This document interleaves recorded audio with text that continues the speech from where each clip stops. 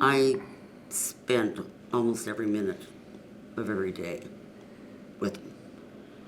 And the night before he passed away, I was with him till 3:30 in the morning, just talking and holding his hand. And I just thought, oh God, I just hate to see him in that pain. We were in Florida and came back, and we didn't know what it was, but he was in a very manic stage, and it was new to us. We couldn't figure out. He was spending money, buying this, buying that. He was happy, And as that progressed through, I guess, different stages, he got really paranoid, and people were after him, And he'd always said, I would never take my life. But to see him like that, it was like I thought, I don't think I could bear to see him go the rest of his life like this. His condition got worse and worse, and he died by suicide in the end.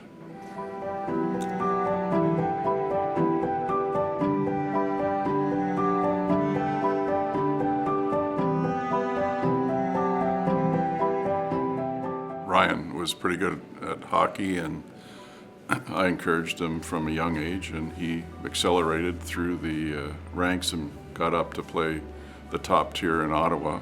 And then in the summer he played baseball, and his team was selected to represent Canada in the World Peace Games in The Hague. Ryan saw the world through the lens of his camera.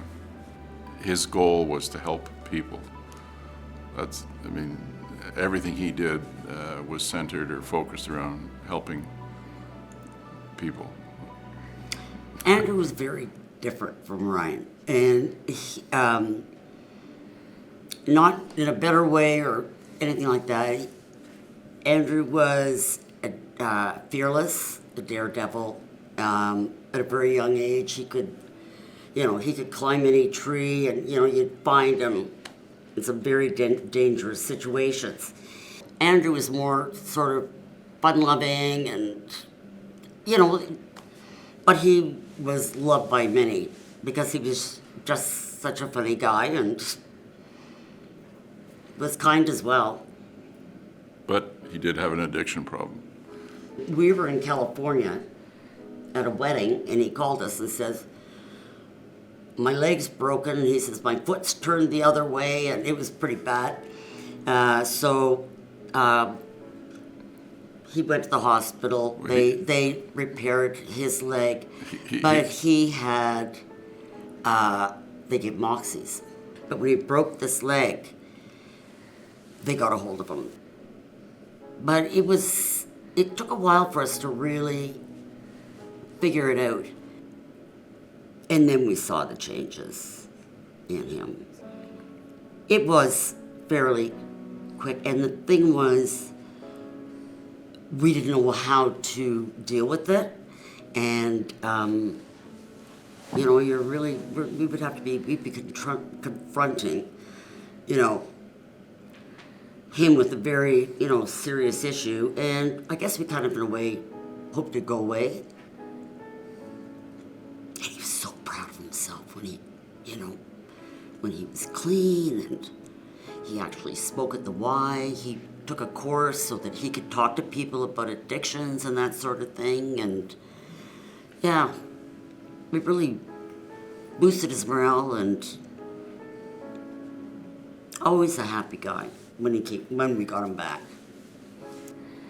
One night he went in and gave my stepmother her medication and went out, got in his car, didn't put his seatbelt on, backed out of the driveway, and as soon as he put it in forward, he lost consciousness, and the car just drifted over the residential road, up on the curb, over the lawn, and it hit the cement step of the house and flipped the car on the side, and he died of, they call it positional asphyxiation.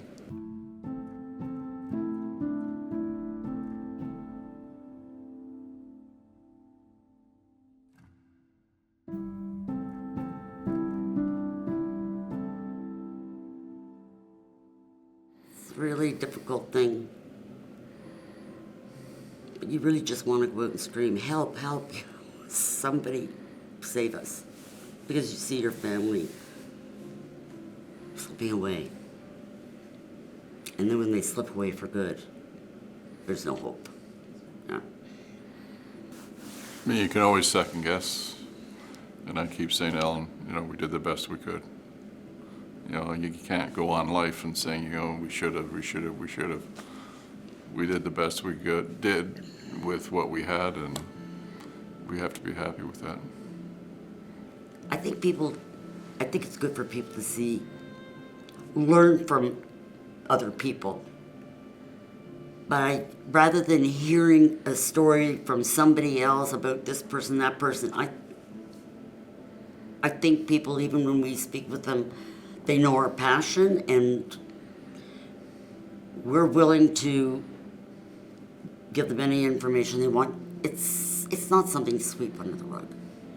And it's important. These young men didn't die in vain. Their journey, I think, is important for others to know about.